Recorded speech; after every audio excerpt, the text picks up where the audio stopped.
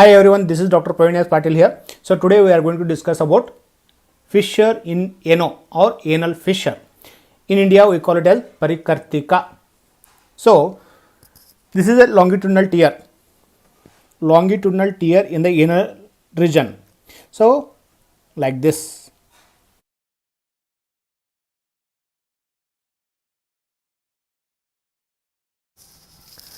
So this is a torn skin in the enoderm. So how to define this fissure in ano? This is a longitudinal tear, not the horizontal. This is not a horizontal. This is a longitudinal tear on the enoderm of the distal anal canal. See, this is the anal canal. So this is the rectum, this is anus, this is the anorectal junction, and this part is nearly about 3.75 centimeter having the length. So this is called anal canal. So fissure appears in the distal anal canal, not in the proximal anal canal. It never crosses the dentate line.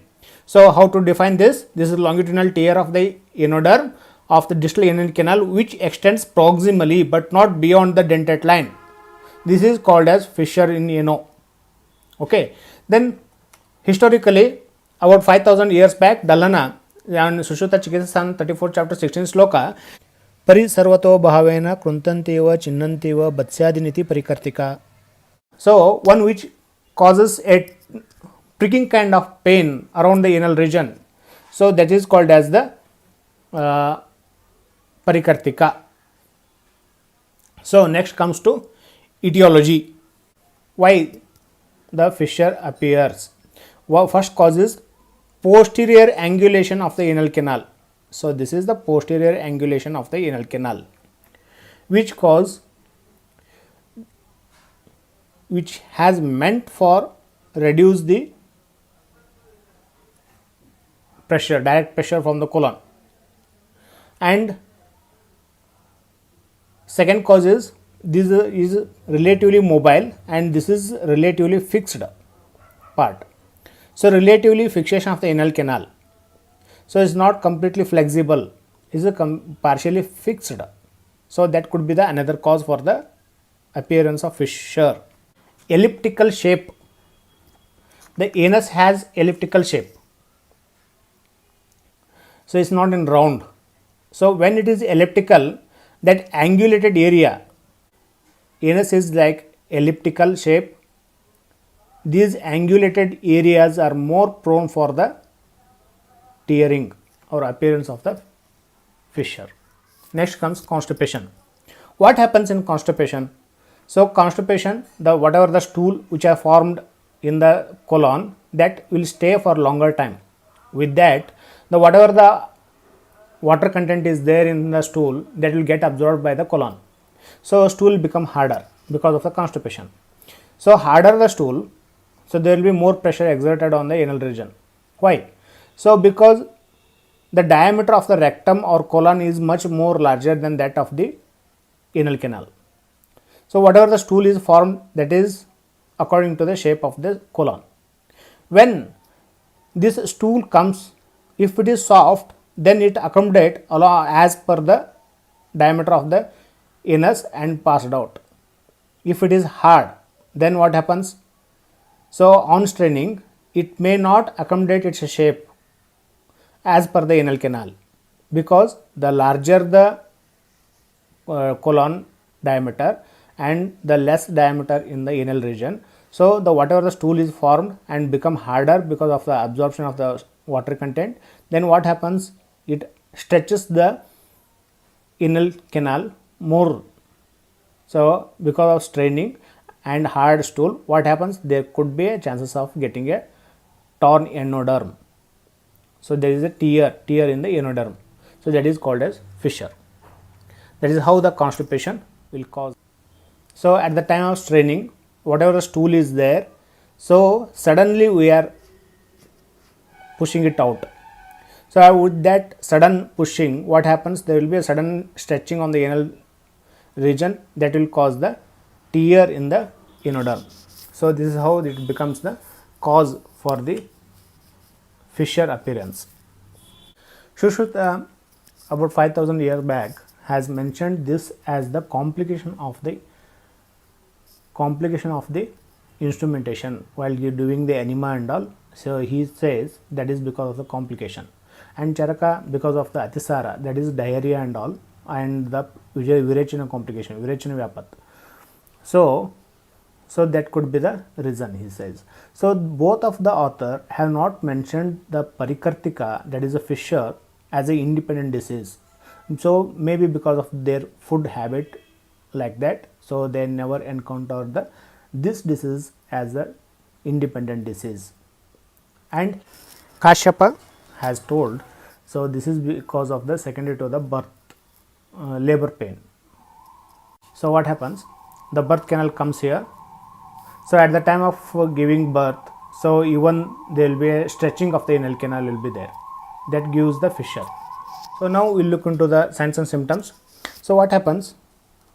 We divide this anal region in two equal halves with the imaginary line. Okay. So this is anterior, that is near to the genitalia, and near to the sacrum we call it as posterior. So incidence on the anterior in case of male is 10% and posterior it is 90%. In case of female it is 60% and anterior appearance is 40%. So that there is totally posterior fissures are more common than that of the anterior, and anterior fissures in female it is common, not in the male. So that could be because of the birth passage near to the anterior side of the anal canal. So at the time of labor and all, so there will be more pressure exerted on the anterior side of the anal canal. So that could be the reason for the appearance of fissure on the anterior side in case of females.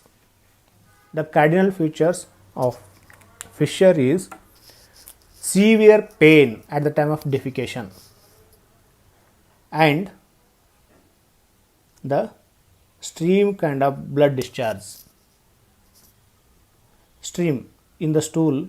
So there will be a line kind of thing appears on the stool. So that is the blood smeared blood stream which appears on the stool.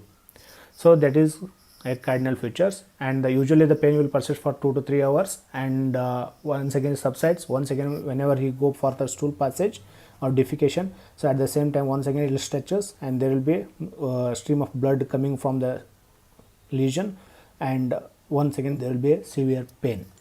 So these are the symptoms. As per Sushruta, he says tatra gudaha nabi medra basti sirashu sadaha parikartitam.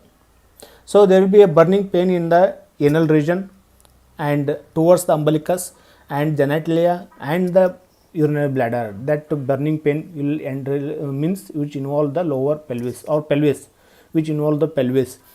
So that is, those are the symptoms as per the Sushruta, who has told nearly about 5000 years back. And next comes types of fissure. So we divide the fissure into two types, that is acute, primary and secondary. Secondary to some other diseases, and primary is the main disease. Like in primary we further divide into acute and chronic, which is acute onset, that is acute, which is from the several weeks, that comes under the chronic. In chronic there will be indurated margins will be there, margins will get indurated, okay, and at the proximal side there may be appearance of papillae, and distal side as a healing procedure the skin may form the tag, that is called as sentinel tag. So this is one which guard the ulcer, that is called as sentinel tag. So these are the cardinal features of the chronic fissure. Then how the acute fissure will be? Acute fissure, there won't be any indurated margins and there won't be any sentinel tag, which indicate this is acute onset, and the surrounding area will be hyperemic and with a short history. So these are the types of the primary fissure. Primary is further divided into acute and chronic. So acute is hyperemic and acute onset. Chronic one is having the papillae at the proximal, sentinel tag at the distal, indurated margins. So these are the differentiation between the acute and chronic. And secondary fissures, in which the fissure is not the means primary disease. Primary disease will be like ulcerative colitis, Crohn's disease, tuberculosis, sexual transmitted diseases. Those are the primary diseases. Secondary to those diseases, if the fissure appears, so that is called as secondary fissure. So fissure usually whenever it appears on the secondary to some other disease, at that time usually it appears on the lateral margins of the anal region, not on the anterior and posterior margins. So this is about the fissure. And cardinal feature of the chronic fissure is it appears like as that of the cone. So just like a boat, the chronic fissure appears like this. So there will be a margins and there will be a depth in between the two margins. So this it just appears like this. So this is the cardinal feature of the chronic fissure. So we have discussed about the causes and types, clinical signs and symptoms. So next comes treatment aspect. So when we think of treatment here, so we can divide the treatment as conservative treatment and surgical treatment. Conservative, what to eat and what not to eat.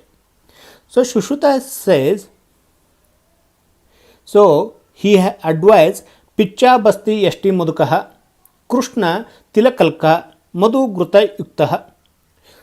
So this is a Sushruta has told nearly about 5000 years back. So what he says, so Picha Basti, we have to give the Picha Basti. Picha Basti means we have to soak some medicated oil or ghee in the gauze. We have to soak the gauze and that has to be kept over the lesion. So that is called as Picha Basti. Picha Basti Yashti Madhukaha. Yashti Madhu is the drug oil that is called as Yashti Madhu Taila. Taila means oil. So that we have to take in the gauze space and that has to be kept over the lesion. So that is anti-inflammatory action. So it will reduce the inflammation and pain also. Or else Krishna Tilakalka. So Krishna means black, Tila Sesmond, Kalka we have to take. Kalka means paste. So that has to be kept over here. Either any one. Or else we can use the Madhu and Gruta also. Means honey and ghee also. And Shitambu Parishiktaha. Shitambu Paripiktaha. So we have to ask the patient to sit in the cold water Sidj bath. Chainam Payasaha Bhuktavantam. So Payasa means he has to take plenty of milk. So milk will always help for easy evacuation of the stool. So for that we have to advise the patient to take the good amount of Payasaha. Next he says Grutamandena Yashti Madhuka Siddhena Telena Va Anvasena. So we have to give Anvasana Basti, that is in the form of Matra Basti. So nearly about 10 ml of the Taila Yashti Madhu oil we have to take, and with the red rubber catheter. So that it can be done with the patient only, and insert about 3 to 4 centimeter of the red rubber catheter which is previously boiled. So then push nearly about 10 ml of the Yashti Madhu. So pushing of Yashti Madhu oil, so that is medicated oil. So what happens, whatever the stool is there, whether it's a hard stool or else a soft stool, it will reduce the friction between the stool and the lesion, that is ulcer. One thing, so that the patient will feel less discomfort as compared to the previous. So it has to be done nearly about half an hour previously going to washroom, and even in the night also we can advise. And next, the Yashti Madhu, as I told previously, it has the anti-inflammatory action, so it will reduce the inflammation which is present on the lesion. So this is how, so taking oil as the Basti, that is Matra Basti, Anvasana Basti, so this is how it will help for the treatment. So this is what about the Sushruta has advised. Then at presently we are mainly using two methods. One is dilatation, Lord's dilatation we call. So under spinal anesthesia, what and lithotomy position, the surgeon will introduce one finger, then he will introduce 2 fingers, 3 finger, 4 finger dilatation. So they will dilate the or stretch these fibers of the internal sphincters. So these sphincters will get dilated. So with that there will be less tonicity in the fiber, means in the sphincters. So there will be easy evacuation of the stool. And another procedure is just they'll insert their left hand finger, index finger, and in between the two sphincters, that is the internal sphincters and external sphincters, they'll introduce the knife. 11 number knife is commonly used. Okay, so then they'll cut it, the internal sphincter on one side, usually on the left lateral side. They'll cut it. So this finger will assess the tonicity or laxity which is appeared after cutting the sphincter. So one finger, administering the one finger very easily, that is sufficient to have a easy evacuation. So after that they'll keep it open. So this is internal sphincter having the length of approximately 1 inch. So they will cut a partial sphincter. If you cut the complete sphincter, the patient may go for the incontinence. So to overcome that problem, usually they will practice the partial sphincterotomy. So this is all about the fissure. We have discussed about the definition of fissure, clinical presentation of the fissures, types of the fissures, and treatment, conservative treatment and surgical treatment options which are present for the fissure. So if you have any doubts, then please write in the comment box. If I know, then I will be happy to answer you. And if you find this is a worth value, then kindly subscribe to the channel and press the bell icon. And if you need is a worth spending a time in my channel, then kindly forward this video to the needed people. Thank you. Thanks for watching my video.